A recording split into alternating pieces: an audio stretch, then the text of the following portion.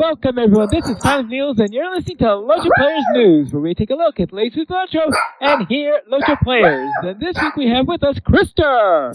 Hello. And Cinders. Hello. I'm kidding. Really? Again? That microphone really needs to learn how to pick things up faster. Well, it does fine all the rest of the time. Okay. I'm here, guys. Yeah, okay. It says, oh, Cinders is about to do our intro. We need to stop working. Right? I can confirm this. I worked in tech support for over 15 years. Yeah. Computers are incredibly smart. They know exactly what they're doing. And their job is not to necessarily directly just, destroy us, but to make every single thing we do miserable. So that's exactly, that's what I expect. Every time that microphone's going to fail right at the beginning because it's your computer's way of telling you, Cinder's dead.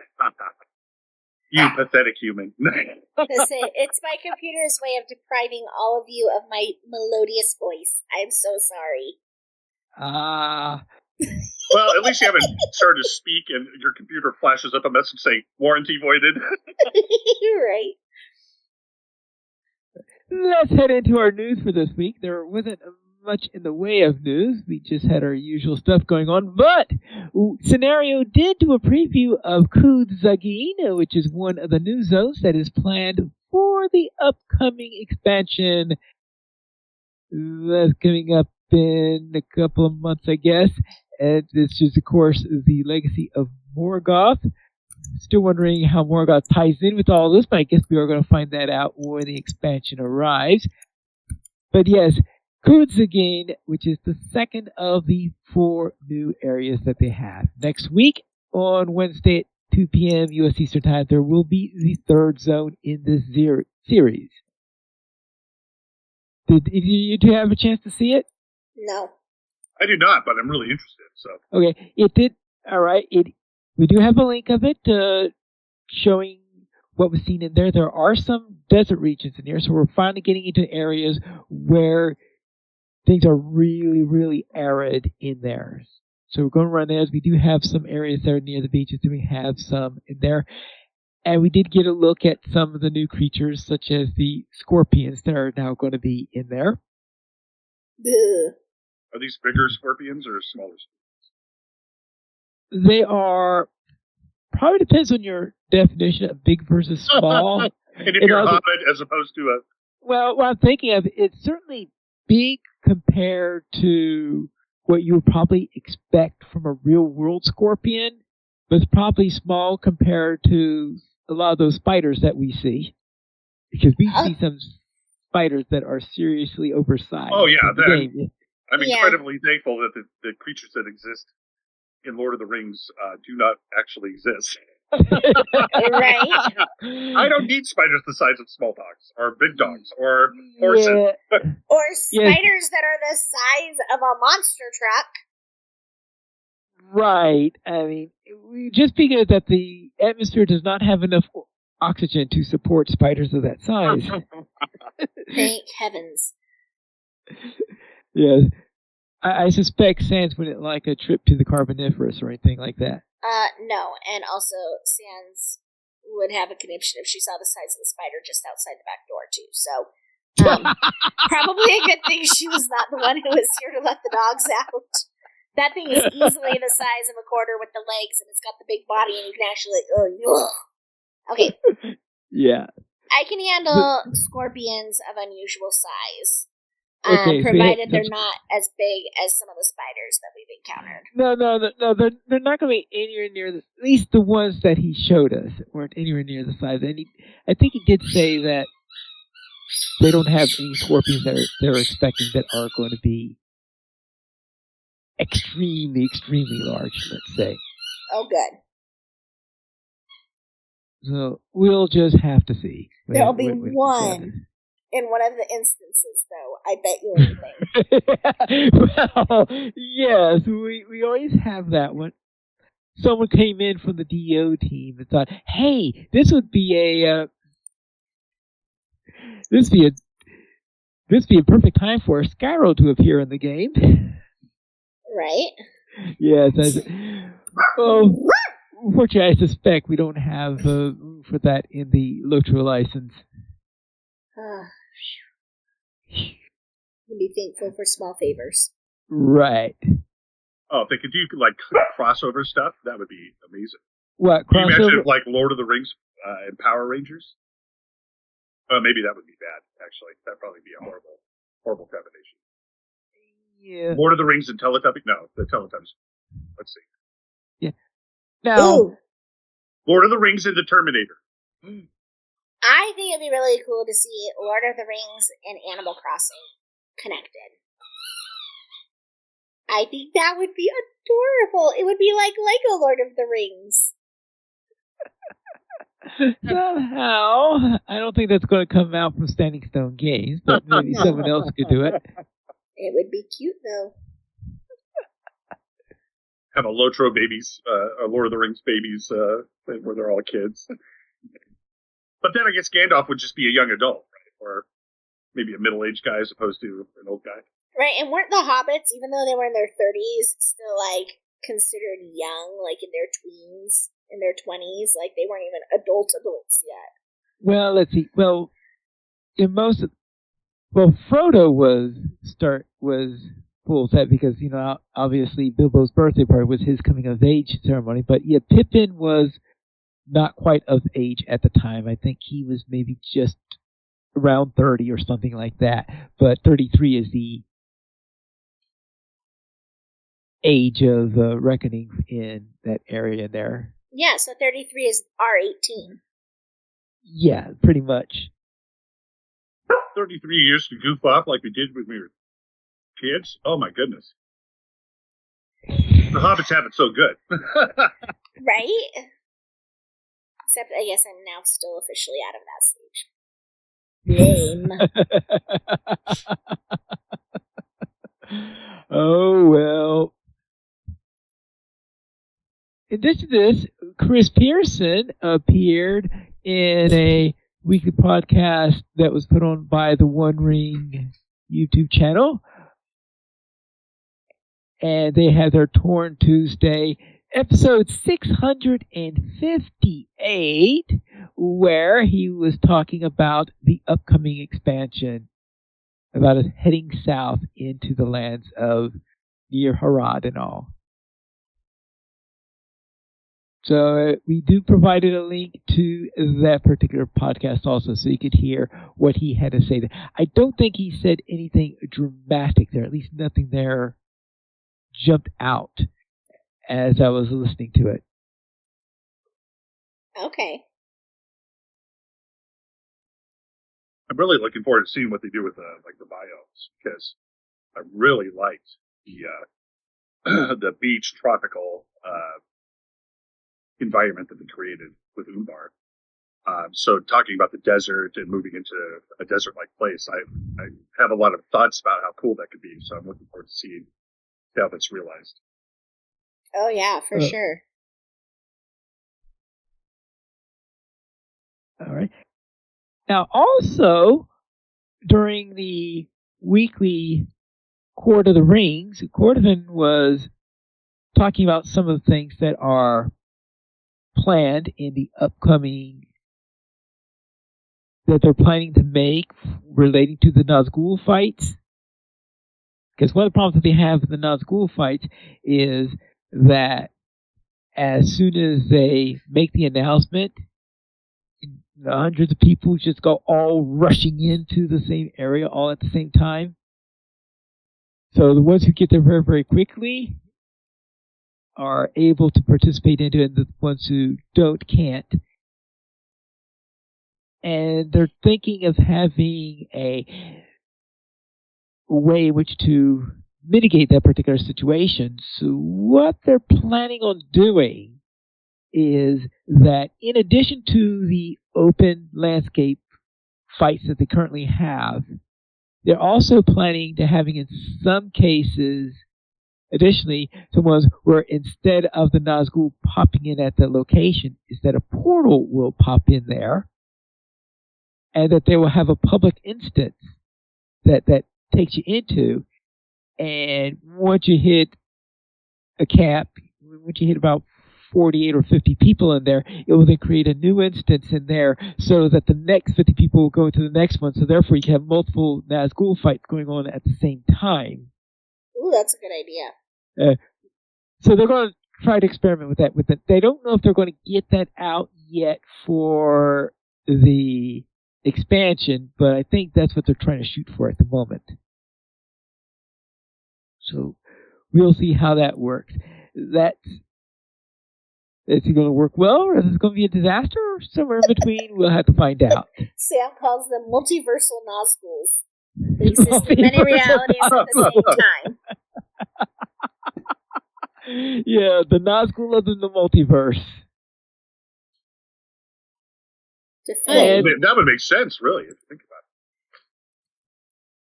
it. They technically would be part of the multiverse, which Marvel would be a small part, right? So, like the actual multiverse? Never mind. Okay. Let's head into our store sales. What's on sale this week? You can unleash your potential and get 20% off of Deed Boost, Universal Solvents, Universal Morale, and Power Potions now through September 26th. And the weekly coupon is a free fall injury immunity times 5 with coupon code BONELESS. BONELESS now through September 26th.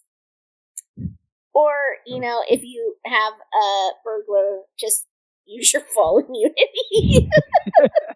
Well, yeah, getting this on your burglar is probably not a grand idea. That is unless you keep on forgetting to use safe fall. So if you're expecting to be falling off several things in the next hour, I guess, and you keep on forgetting to use safe fall, or you keep on falling over before. If you go sliding off the side of a cliff and you don't remember. Yeah, things like that. Not that has happened to anybody today. Yeah, that's what's on sale this week. Right, all right. Also, in other news relating to the Lord of the Rings, we have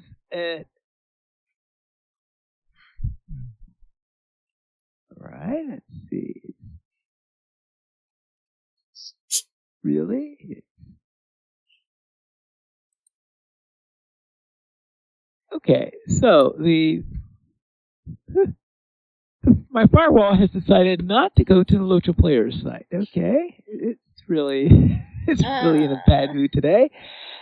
Anyway, they talk about a new game that's coming out in October called Lord of the Rings: A Duel for Middle Earth. It's coming from Repulse Productions.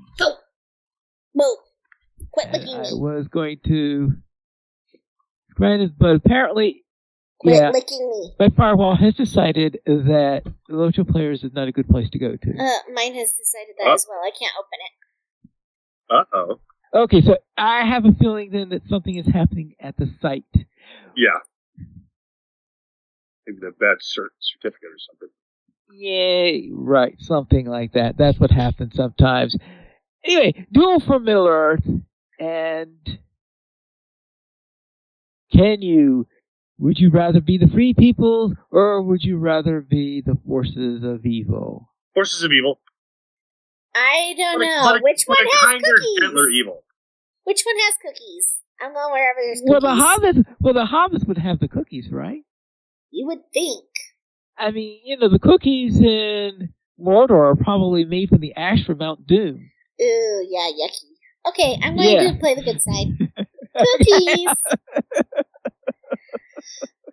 Maybe the ash is really sweet. Also, my child has informed me that season 2 of Amazon's Lord of the Rings is out now. The Rings of Power. Yes, I have been watching that. In case anybody has missed that. Okay, I guess I probably should have announced that a few weeks ago. Well, as we're thinking about it, I was like, oh yeah, he was just telling me, and he's super excited because a new episode just came out, and that's why he didn't want to come home tonight. So. Oh, I guess he's talking about the episode that released on Thursday when this was his first chance to see it after that. Yeah, because and they're getting close to the point where they're going to have their take on you could say what we would call in LOTRO the Doom of Callus Galebrin. In other words, the fall of Eregion. And I think the next few episodes are going to be about that. So that could be interesting on how it's different. And we could be pretty sure that no matter what happens, that Celebrimbor will earn a fish slap in the Amazon show as much as he does in LOTRO. Oh, I am sure. And also, the other thing that the Rings of Power have done is they have gotten my kid to tell me what he wants for Christmas, and he would like me to buy him the rest of Tolkien's works. So he already has a Hobbit book, he already has a Lord of the Rings book, and now he wants the Silmarillion and the other books. So the other book? The Tales of books. The other books. So he wants the Lost okay. Tales, and he wants the unfinished ones and all those kinds of things. I got it. That's a huge catalog there. And in fact, they just released recently, I think was it last week or the week before, the complete poems of J.R.R. Tolkien. I saw that, and that's on his list of things that he wants. Okay. In fact, it should be good times. I'm like, I did not expect him to get into it as much as he has. But he really enjoys the books and wants more, so. Okay. Yeah. But the Silmarillion could be a little depth, shall we say, yes. He has to say it's done in a very mythical style. Yes, I had a hard time getting through it. However, my kid reads like my sister reads, and so he might find more success with that. But I am planning to get him the one with the illustrations by Tolkien as well. Because I think that will help keep his interest to be able to see the pictures. Yeah. There's like an illustrated one. So. I'm looking through my copy of the collected poems in there. There are 195 in here. Ooh, that's pretty impressive. Ooh, that's.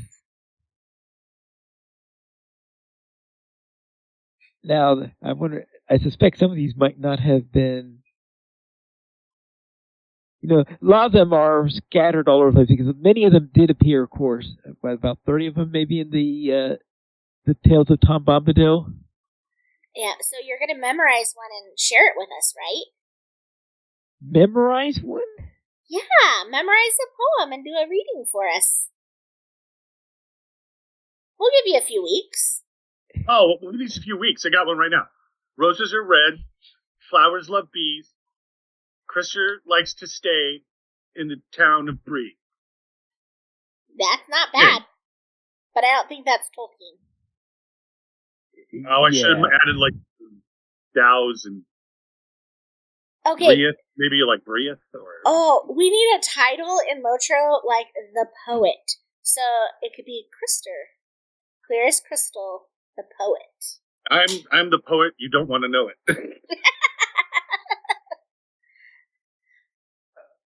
Well, right. I think from there we can head off into our weekend gaming. Krister, what have you been up to? Well, unfortunately, it's this crazy thing where like work's gotten really worky lately, so I've been doing a lot of work. But luckily, I got to go out with Pine Leaf and Cinders, and we got to pursue a bunch of boogans all over the place, and then we got to fall down and die a lot as well, confronting our own mortality again and again. Would you please pronounce that word that you invented? The booganana? Yeah! The booganana split? Boogananas. Okay. But the boogans were so funny because it was like, what I love is I always like try to contextualize these in the experiences that we have if they happen in the books or the movies. So I just love this idea of, the Fellowship is in Moria, they're in that chamber. they're trapped, the cave troll's coming, and then suddenly a treasure boogan pops up in the corner. Oh, get that boogan! How different would the fight have been? Pursuing a treasure boogan in the middle of it. So, but that was a lot of fun, and did a little ESO. I got what I love about both Lord of the Rings and ESO is the cosmetic systems. I feel such a ding dong for it too. It's just, I love dressing up virtual dolls. I don't know. There's not something I've ever been passionate about in my life until I got to these. And I was telling my friends last night, I go, I'm the Thulsa Doom of cosmetics. It is that nothing mattered to me. Nothing mattered, power, fame, glory. But boy, that shirt will go really well with my hat. Assemble the army. We're getting that hat. So anyways, in ESO, I created a new character, and he is dressed so coolly right now that I think I should show you guys a picture of him, because he's so cool that you'll immediately go, wow. That wasn't created by a human being with talent. That was created by a divinely inspired, amazing person. So that's probably not me, but I'll claim I'll claim ownership anyways. And then I've been thinking about this for quite some time, kicking this around. I like writing quite a bit, and I've been working on this. I've been working on a story involving kitties in ancient Egypt, and then another one with a fantasy-based story, and then a science fiction-based story. And so I'm kind of dusting them off and working on them again, because I've been having a lot of fun. And when I get into creative tsunami, I have to start getting all this stuff out. So yeah, I'm thinking if I can actually produce something coherent, that I can show it to you guys, and then you guys can tell me these are the ramblings of a moron. And oh, we would be nicer than that, but I really want to read them. But so I've been having fun. I like doing that, like the world building around it too, because a long time ago with the fantasy concept is, I read something where somebody was talking about, if you don't want Deus Ex Machina happening all the time in your stories, you have to build something consistent and reliable. So I've been working on a magic system for quite some time to put a rule set into magic in this world. And it's actually been a lot of fun, because you have to consider a lot of stuff. But it'd be nice to produce something, not for profit, but to produce something and just have somebody else read it and go, hey, that was pretty cool. So that's my goal. That's my short-term goal. But anyways, so that was my week. Cinders, what did you get up to? I did a little bit of board gaming, a little bit of video gaming or computer gaming. So I started my week last week with playing Flamecraft with my mom and son. Finally, I got to use all my cool pieces that I had gotten. And okay, so I gotta tell you, because I got a fantastic sale on the board game pieces, and it actually made my friend really jealous, because he had not gotten that great of a sale. So he had gone to a physical store in the Seattle area, and he had purchased wooden pieces for his game and some coins for his game, and he'd spent about $50 on just those two items. And he had been telling me that, and he was like, well, if you get the game, you should get these things. And I was like, okay. And so, obviously, I'm not going to drive myself around Seattle on purpose. And so, especially when I didn't have my own vehicle. So I was like, okay, so I got on, I went to the game's website, and I ordered directly from the manufacturer, and I got the 40% enlarged pieces, and the coins, and the miniatures for the little dragons, and I got the pink dragon with a special one that doesn't come with the game. Oh, I knew it. If there was a pink dragon. And it was, I got it all for $57 plus shipping and handling, and he was so mad. And I was like, I'm sorry, but Labor Day sales are great. Don't hate the player, hate the game. See, exactly. Anyhow, so I did get to use all of my fun little pieces, and I got to be the pink dragon, and that made me very happy. And when then in doubt, bling the game. yes. And I do live by the, if it's pink, or better yet, if it's pink and sparkly, it definitely is going to find its way to me eventually, if I haven't even. Then I played some LOTRO with Piper and Krister, and we did defeat many treasure plans. And just to tell you guys how very few instances I really recognize and pay attention to, we kept, Piley would open the instance, and I'd be like, I've never done this one. He'd be like, yes, you have. Or he'd open the instance, and I'd be like, I think I've done this one. He'd be like, not on this character. I'm like, oh, I thought I had. And then today, wrong person's name. Not do that. I ran in a lot of Marvel instances today with Pine Leaf. Specifically, we did the 2 in the Rock quest chain. And Pine Leaf was ready to give up on the Filth Well after we had died. We died like 4 times. But we persevered, and we beat that instance, and we never have to go back and do it again. Right. So we've done it on the duo version, and it is over. But yeah, we insta-died in the water. We died to leeches that they call filth. And then we died falling into the water trying to beat the boss.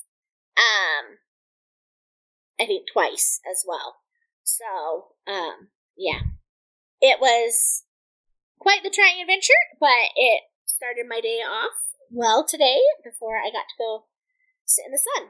So, Piley, how was your weekend, LOTRO? All right. I will begin with Your face out of my first time I face. put down was our little trip down into Minas Morgul dungeons in there, doing the Filth Well in there, and also the one in the Barrow, which was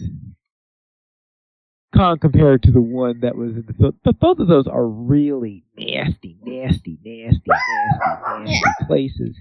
And I was just saying, I pity the poor scholars who have the Filth Well as their resource instance, because these instances in Minas Morgul, even though they're story instances, they actually do double as the resource instances for that particular expansion, which is rather unique in resource instances.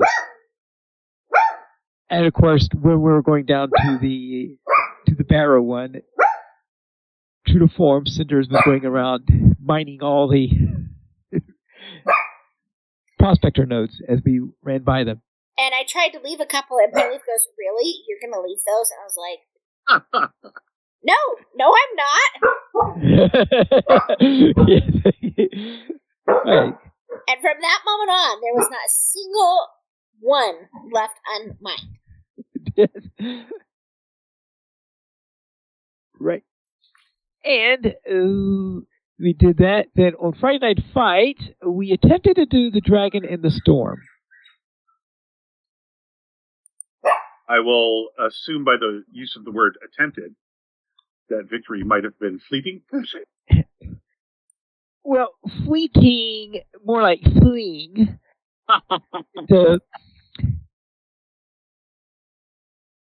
Let's just say that we did not know just how tough the 6-player version of that instance is, because it was brutal. You know what you needed? What? You needed an Emeralina. Oh, I thought you were going to say treasure boot. No, they needed an Emeralina. Because at least if you were going to die, you'd have had something pretty to look at.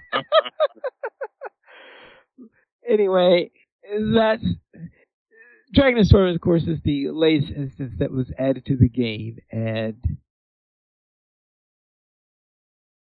I don't know, it seems like that anything 6-player versions of anything that involves that arena turn into really, really big. And have you ever tried that one, Krister? I'm positive I have. I just can't remember the details of it. So, well, it starts out in the arena, Oh yeah. Where you have to fight several waves of things coming in through the doors, right? Well, no, that's the old one involving the arena. Are you calling me old? You are. Wait a sec. Oh. I'm talking about a relatively recent one involving the arena where they opened up, where it's not really there for arena. They're presenting a new beast that's being added to the arena, and then it escapes, and you're trying to get it back. Oh no, I have not done that. No, I have not. So your group should do that. So it is only 6-player, but it is challenging. It would be the word I will use for it. And then in the LOTRO, I finally won a run in Gold Stake. Is that translating the actual money? Congratulations. Now, in case one knows that in the LOTRO there are 8 different stake levels, which are, I guess you could think of as tiers of how you do it. The lowest tier is the white stake, and then the top tier is the gold stake. And I thought you were going to say it was the black stake. No, the black stake is in the middle. I was going to tell you, I thought you were confusing the belts you get in martial arts with your gaming. No, I didn't base it on the martial arts belt system or anything like that. But anyway, I finally won one at the top tier in there, so whee! Congratulations. I like the thought of, I'm a black belt in pinochle. Black belt in pinochle. Well, they don't have a... Funny. I have not yet seen a pinnacle-themed roguelike yet, but I'm sure such a thing is going to be inevitable. Because I have seen in recent times, of course, LOTRO, which is the one that started the recent trend in roguelikes being based on old games. So LOTRO is the one based on poker, but I've seen one based on blackjack come out a couple of months ago. There's a recent one that's, I think, currently in beta, maybe, or alpha or beta, that's based on mahjong. There's one I've seen that is based on chess. Nice. And I'm sure there are a couple others I haven't noticed yet. So, Pineleaf, do you play any of these, LOTRO is based on poker. Do you play poker? No, I'm not really a gambling type person.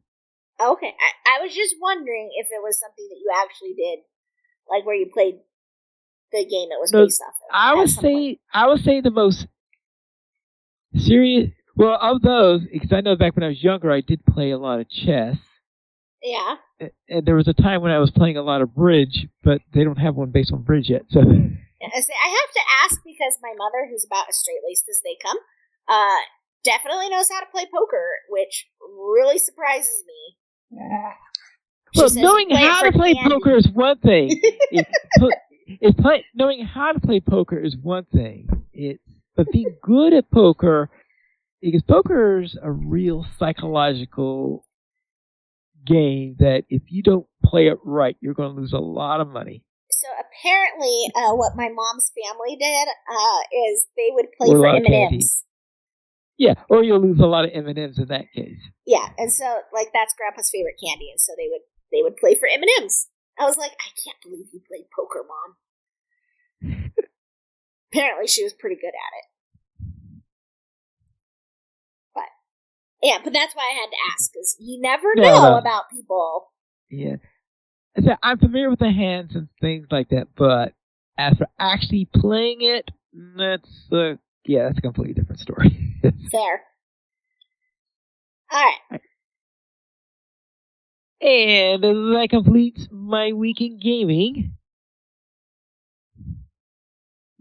We do not have any emails this week. If you'd like to send one, you could send it to podcast@LOTROplayers.com. The Players Alliance has 2 shows, and we record LOTRO Players News on Saturdays at 8:30 p.m. Eastern Time, and we record DDO Players News when Drac is available. You can switch for our shows on LOTROplayers.com/live. And that's all for tonight, then. This is Pilot Needles reminding you The skirmish responsibly.